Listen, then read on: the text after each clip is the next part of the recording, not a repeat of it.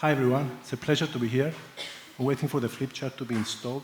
I'm the only person who is using a flip chart, mind you.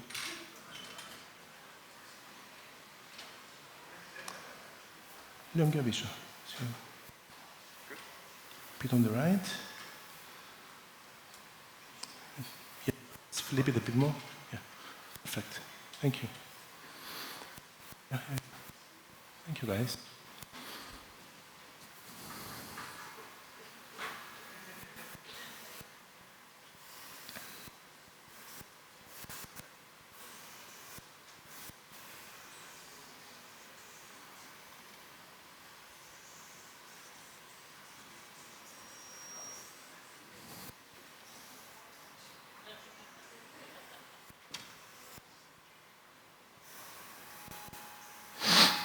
Sorry.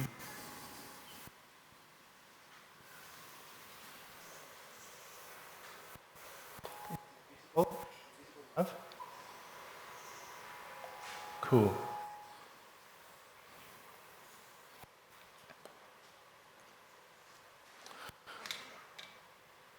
Who is a wine lover?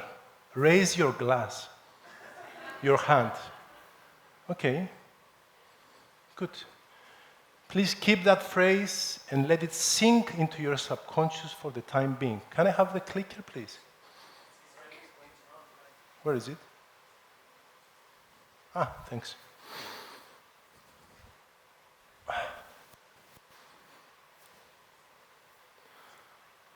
Yes. April 13, 2018, the day I submitted my resignation and walked away from a 15-year career in law and a six-figure remuneration package. I was unhappy, demotivated, disengaged, and I had to leave. The irony, the same day coincided with the first day of the first ever Reflect conference, as it was called at the time. And here I am, 1 year later, sharing my story with you. When I left law, I wanted to get to the root, to the bottom of my own unhappiness and demotivation. And I began studying, researching, delving into the fascinating world of human motivation. I've read tons of books. I've interviewed prominent business people. But most importantly, I reflected on my own 15-year career as a lawyer, partner, manager, mentor, team leader, and professional. And I came to my own conclusions that I will share with you today. The starting point, a startling statistic. Gallup, a long-time researcher in the field of employees engagement, found that 85% of employees worldwide are not engaged. 85% don't care enough about their jobs, their employers, their careers. They clock in and clock out. They do the minimum.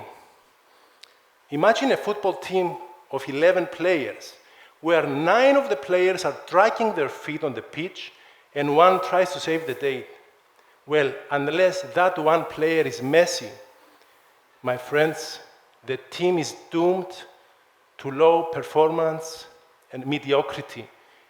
And there is only one Messi in the world, so that's a challenge. The cost of this engagement, $7 trillion per year in lost productivity. Two times the GDP of Germany, and to be more locally relevant, 350 times the GDP of Cyprus. Lost every single year, globally. It cuts across all industries. No one is immune. But this is just half the story. Here is the second half of the story. According to McKinsey and Company, 50% of work activities could be automated by 2055, within the next 35 years. 1 out of 2 jobs can be transferred to a smart algorithm, to a chatbot, to a robot, to a Sophia, or to a Siri, or to some other incredibly advanced AI solution. Imagine, on the one hand, we have a grossly disengaged workplace with people clocking in and out, not caring enough. And on the other hand, we have technology encroaching in the same workplace, threatening to displace millions of jobs. A cocktail for disaster? Let's see. According to McKinsey, the only sheltered skills that will withstand the tsunami of technology are the following: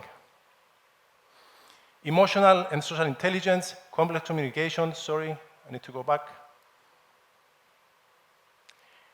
Creativity for innovation. Yep. Here we are. Emotional and social intelligence, complex communications, complex problem solving, creativity for innovation, and managing people. That's all. Do you see anywhere predictable tasks, routine tasks, things that can be performed by demotivated people? The one thing that these skills have in common is that they require highly engaged, highly emotionally and intellectually engaged people to be fully present at work, to emotionally connect with clients, with colleagues, with managers, with creditors, with shareholders, with bosses, with subordinates.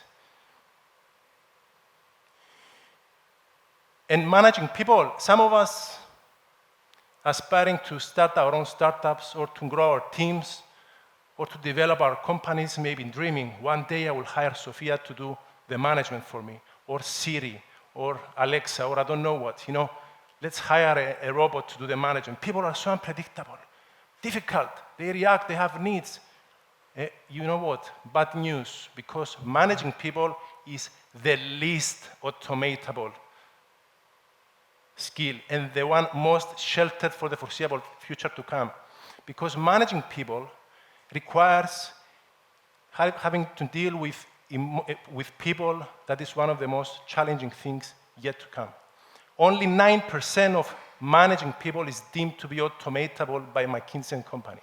So how do we manage people? How do we engage them? How do we overcome this massively disengaged workplace? How do we lift our people up so that they can wake up in the morning and want to go to work? Simple, right? Here are the 6 keys to engagement.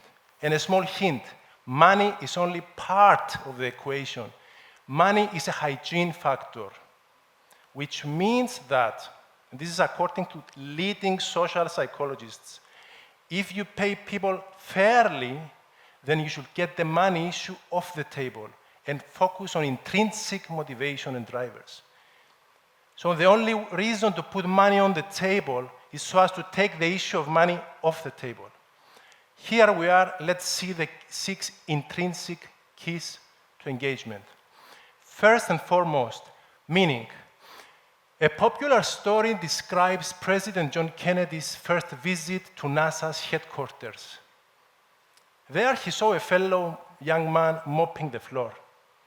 And he asked him, "What are you doing at NASA, young man?" And the cleaner replied proudly, "I'm helping put a man on the moon." Meaning is a compelling, a powerful motivator, a powerful driver, an incredibly effective non-material reward.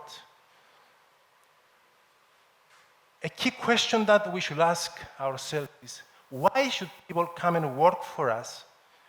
Why should they rally behind our cause? What is our cause? What is our mission? What is our vision? What is our purpose? To become big, successful, to make a lot of money? You know what?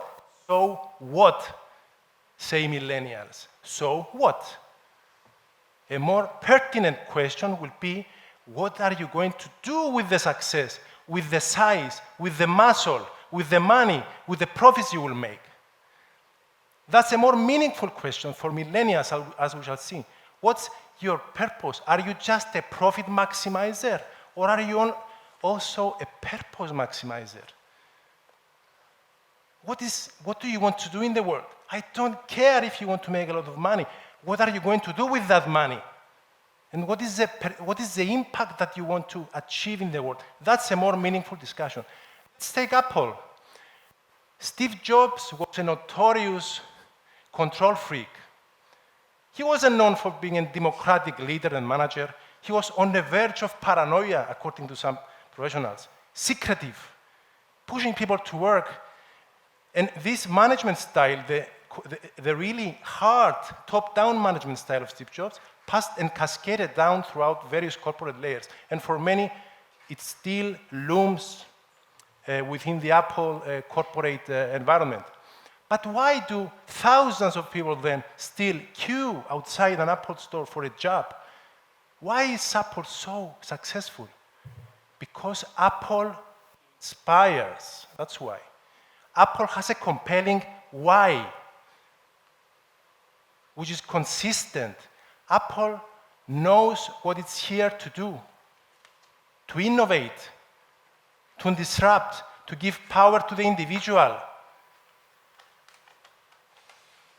Apple has disrupted the computing industry, the music industry, the entertainment industry, the animation industry. That's why Apple inspires, because it has a compelling mission with whom people, individuals can resonate.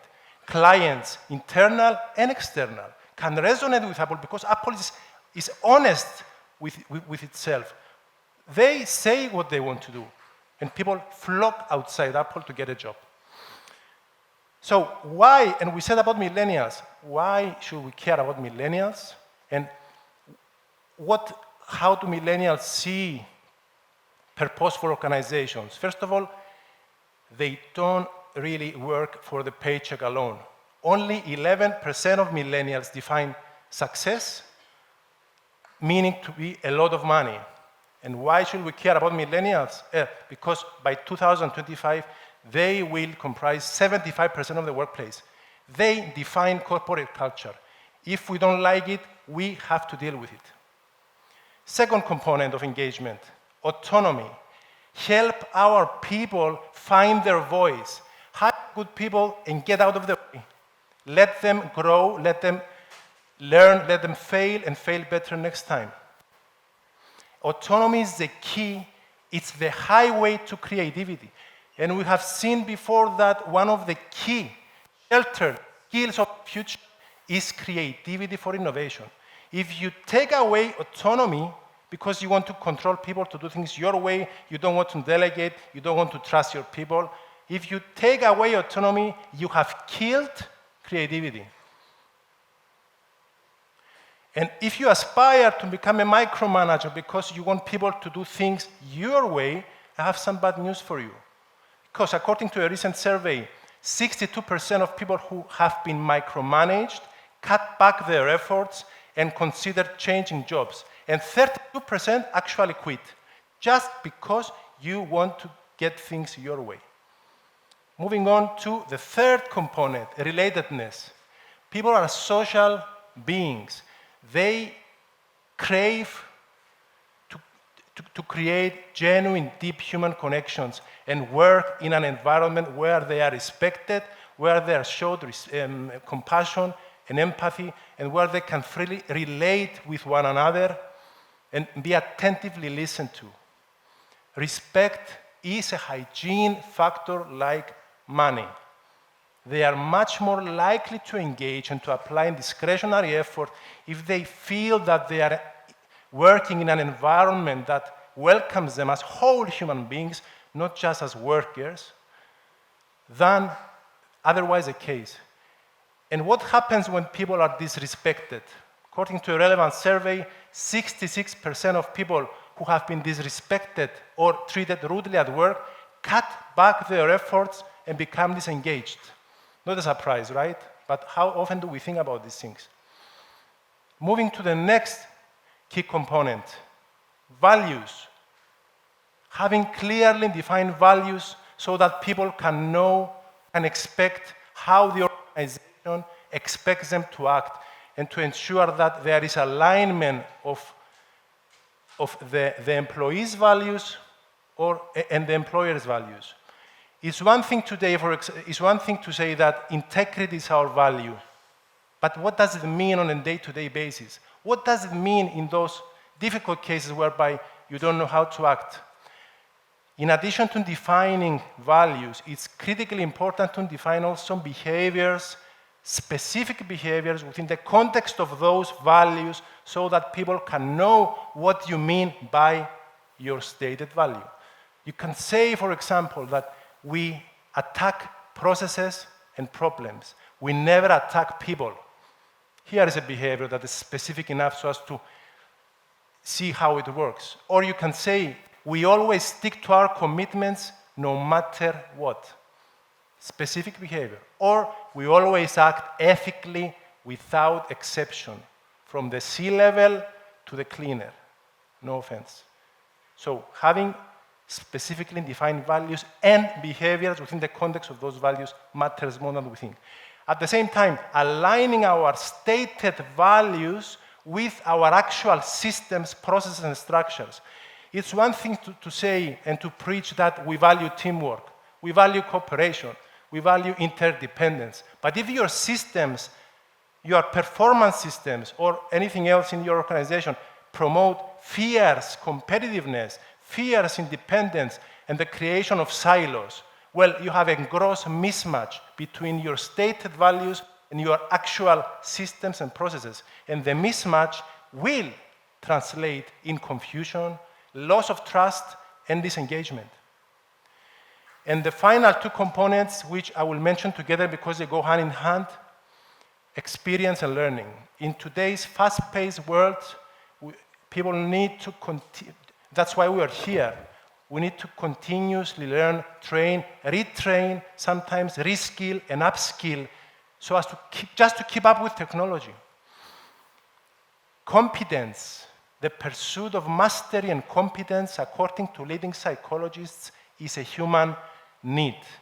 People have a natural inclination to become better at things, to acquire mastery, to feel that they are progressing, to feel that they are becoming better day by day. It's a human need.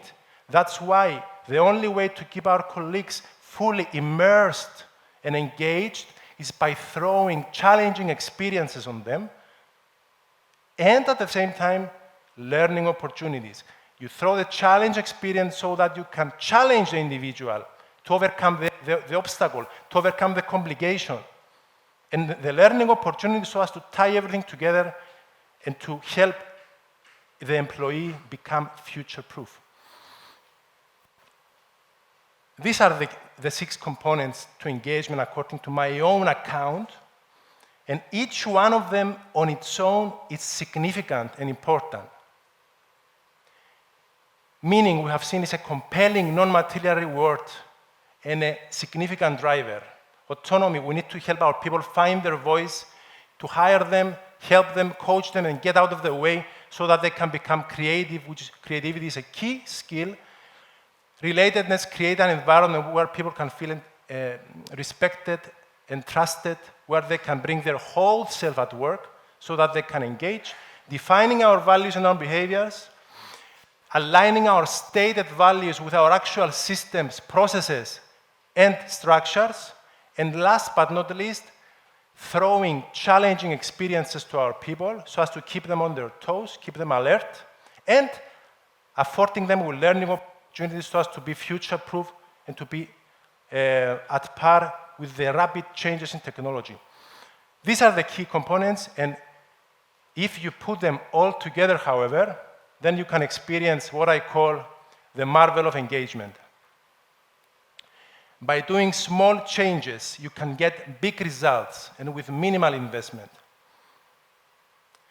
Your employees will not only be future-proof, but by having a highly engaged team, you can have up to 21% greater profitability as per Gallup.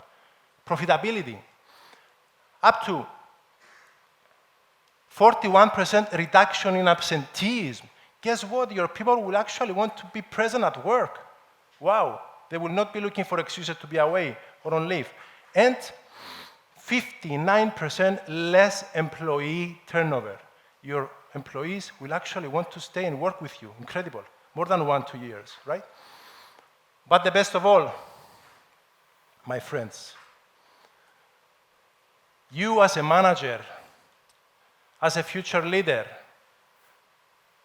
as a head of a future-proof team, can go home after a hard day's work, enjoy that wonderful glass of wine, and know that you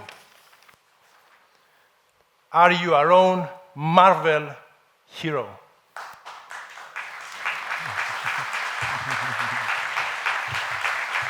Thank you.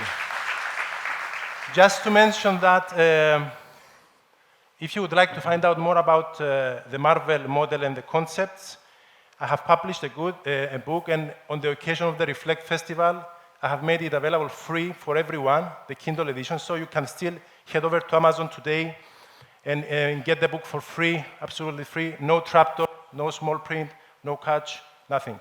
Thank you.